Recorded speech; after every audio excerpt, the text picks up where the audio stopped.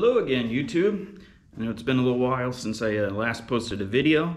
Been kind of busy. My dad had his major downturn from his cancer, and he wound up passing away on the Monday before Christmas, so that's been a little bit rough on working out in the shop and playing out here because he's got a lot of family commitments going on and everything. But it's time to get back into it and get working on the car, so I thought I'd give you guys an update on what I've been working on here and there since the last time I posted a video. So we'll do our little walk around here. Since the last time I've been here with you guys, I got the sail panel put in the back. Had to remount the trunk lid so I could get the gap set right when I put this panel in. I got the welds still kind of sticking up proud here on the on the patches that I did in the last video. I just haven't felt like grinding them yet. I'll do a big grinding and smoothing day and get everything cleaned up, but I've been just kind of waiting for that. Also got the floor set in. So I had that 1-inch square tube crossbar that I had here, and just used the engine crane with a load leveler so I could pick it up instead of from the center of that bar, putting a lot of stress on it. It kind of spread the force out to either side and picked the whole back of the car up and just slid the floor in from the back and set it back down. I've got it fully undercoated and sprayed. I did that before putting it in here, so I wasn't laying on my back trying to get that done, but lined up pretty well. I cut off the one wire routing clamp that came in the wrong orientation. It was tilted about 45 degrees, so got that cut off and put back. And some of these, you know, they're a little out of the way. But then again, whenever I look at the factory one here in the car itself, you know, it's way away from the corner and the edge, where this other one right here is right up against it. So I guess somewhere along the run works, you know, whatever, as long as it's in the general vicinity. But yeah, I cut off the bracket and welded up a little bit of the holes that were left from when I cut it off. It kind of fatigued out and broke through the floor here. Welded that up. That's the support for like the floor jack, and I also smoothed that off, or not the floor, you know, the jack for the car. Also smoothed that off in here. You know, since I got the floor without the spare tire well, I'm not really planning on carrying one. You know, either I'll call a AAA, or I've got a flatbed trailer with a winch on it in my truck if I happen to break down close enough. So not really planning on carrying around a spare tire. Takes up a lot of room. But yeah, I got the patches done here on the lower portion of the inner quarter panel. There's still a bit to do on this passenger side. There's a little pinhole resting here, so I've got to make about a 1/2 inch wide, maybe 3/4 inch wide strip right there to replace. And then I still got to do this inner structure piece and put that in, so that'll be fun. I kind of worked myself into a corner with it, but I'll get it done, smoothed out, it'll look fine. This other side was in a lot better shape, so it's all welded up nice. But I've got most of the seam around the edge welded on the bottom side. I still have a little bit to do, probably from about here forward. I don't have it welded. Same thing on this other side. It's welded up around the corner on this wheel tub to about here, but I still have the forward portion. But the front of the floor is sitting on top of the main cabin area floor. So you press down it, or I could sit up there and it's pressing down on the original floor. So it's got a pretty big overlap. That's something that I actually hadn't seen before, and looking up other videos and things, is that the front floor lip goes underneath the trunk floor. So then the trunk floor goes on top. So, you know, when I was getting in here and chipped off all that seam sealer that was around that original floor seam, I saw the way that it was originally set up. And I'd originally intended to cut this floor at this edge and just weld it to the original, but after I was looking in at it, that would actually have been a lot more effort to get everything lined up and smoothed off and everything than just cutting the entire piece, section that was left from the original floor off and just setting this new one right down on top of the old one. So that's what I did. Just slipped it up there, and it took a while to clean off all the edges, from all the original spot welds, because whoever cut the floor out before me, they cut it out really close to that edge, but they left the flange on the original floor attached everywhere. So I had to grind down and drill off every single spot weld and get that cut off on both sides and cleaned up. But it's doing pretty well. I was actually pretty happy with the repair that I did on this side for this hump that's for the fuel filler neck going up here. Let's see if I can get a decent view. I don't know exactly how well that's coming out on the screen. Let's stick the camera up here. Let's see how it goes. You can kind of see that patch. I made a curved patch and all the little weld spots from the spot welding I did putting that trunk floor on. I am going to go back through later, and I'm just going to drill all the way through both pieces of the floor and then use my little copper backing bar. I've got a couple of pieces that I like here. This big curved one that I can hold on to, and then this smaller copper bar that I can clamp. And just clamp that to the back side so I can get a really good bond welding through both panels to have the floor really well welded in and solid. But I'm pretty happy with this so far. I'd kept the original hardware from the old trunk, so this alignment bracket here, and that's welded in pretty hot, but that's how it was done on the other one, so matched it in okay. But that lines up really well with the pin, the alignment pin on the trunk here. And then the latch piece, I kept that as well with the bolts, so it matched up pretty well. And yeah, I can close the trunk and it does pretty well. Slam it up nice, but looks all right. So, yeah, I'm happy with that. Although now I have to go grab my screwdriver so I can stick it in the hole and open that thing up again. But yeah, I'm moving around, finally getting started in here on getting the floor cut out and getting everything prepped for the new floor in the passenger compartment. So as you can see, I went through with my spot weld cutter and cut all the spot welds off the seat bracket where it matches up to the floor. So it's nice and floppy here.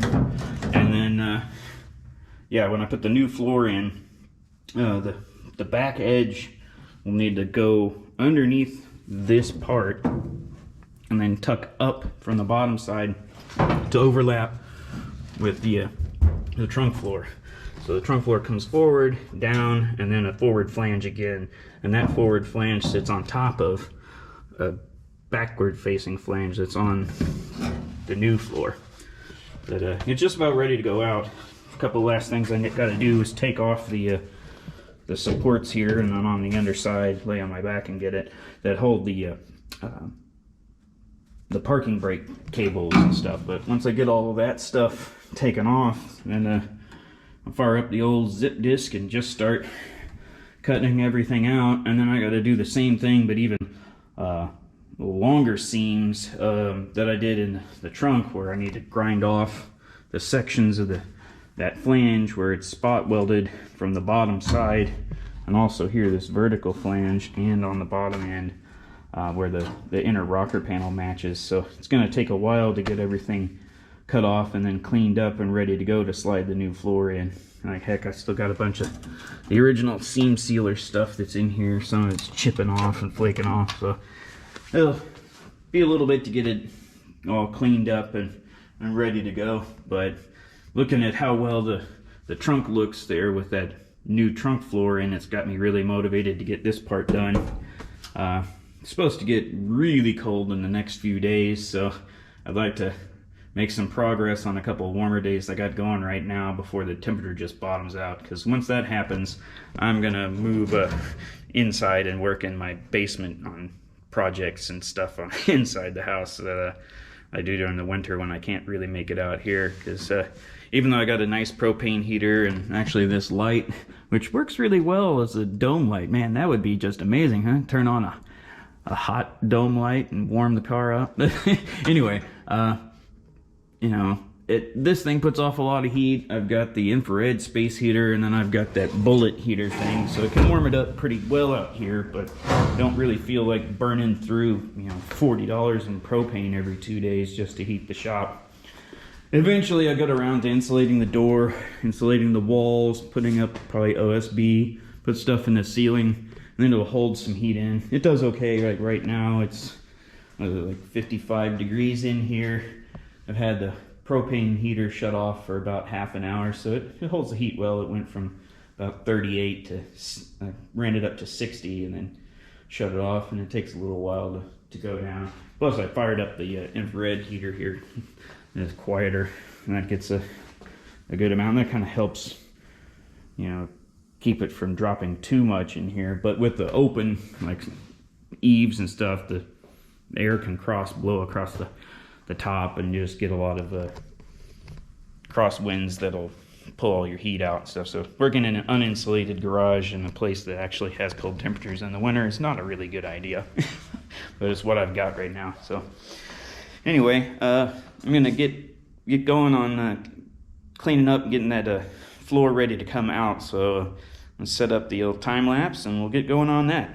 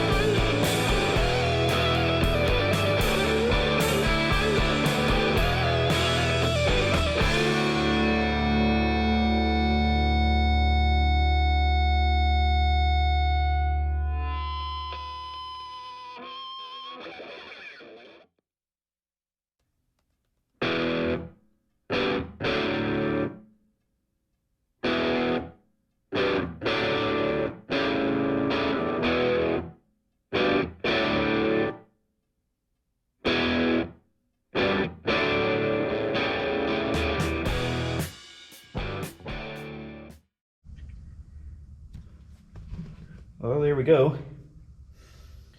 Cut around the floor braces. I found the one spot right here at the right at the spot where the rear brackets for the front seat go. Broke off bolt for one, but that's where the brackets attach for the parking brake system. So it looks like I just got to pull a bolt out here and a bolt out there, and take all that apart and actually leave the cables and everything dangling. It's not going to hurt anything. And then this spring just hooks into the bracket that's hanging down right here with a little, just one little hole through it right there. And I do have that already installed on the other floor, so that'll be not too bad to put in, really. I did notice over here there was a little bit of scarring on the top of the frame. There was this existing patch on the car whenever I got it, so somebody, whoever was cutting that, plunged their zip disc way too darn low through the floor and put a little gouge on the top of that. So once I get that cleaned up, I'll see what kind of damage it is. I might just give that a little TIG weld, something low profile, but just build it up a little bit. And there is a little ding in the frame over here. Looks like maybe a forklift or something got into it right there. So it's torn a little bit. So I'll get that section cut out, put a new piece in there, and I'll put a fish plate over the weld there to really reinforce it, and that'll make it plenty strong, as strong or stronger even than it was in the first place. That's what I've usually done whenever I've shortened the wheelbase on C10 pickup trucks to, because I wanted a short bed truck. Put some heavy fish plates on it, and I actually have a pair of plates that I had cut out for the last truck that I had that I was going to shorten, and I left as a long bed. So I've still got those plates, so I'll just use that as the brace material and get that one frame section all fixed up, and it'll be good to go. But yeah, I'm gonna get the vacuum cleaner over here and get this stuff cleaned up, and grab the wire brush and just knock this loose undercoating and mud and everything that's on there, and whatever grinding dust. Knock all that off onto the floor, and then vacuum it up, because I like working in a relatively clean environment. I just feel pretty anxious or whatever if everything's just, you know, a big mess, like that big pile of floor stuff. But I'm going to keep some of that, because some of the floor metal is actually in really good shape, and I do need to make a couple little patches to the roof. If I can see, like right here, there's a little bit of a Bondo coming through a rust hole. So that's one spot that'll need to get patched on the roof. I think there's another one up here in the corner, and on the driver's side in the back by the drip rail, just on the other side of that last headliner bow, there's a spot that needs to get patched. So I might be using the floor as a roof patch. It'd be pretty cool. Keeping the original sheet metal, just fixing everything. So anyway, it's been a good time out here. I'm actually sweating with just the infrared heater and this light, because the cab is kind of holding all this heat in place, so it feels pretty good. But anyway, thanks everybody for watching and sticking with me for a little while. You know, not unsubscribing while I haven't been putting out material, but everything is kind of stabilized now, so should be putting out regular content. So keep on the lookout. Thanks everyone. Bye.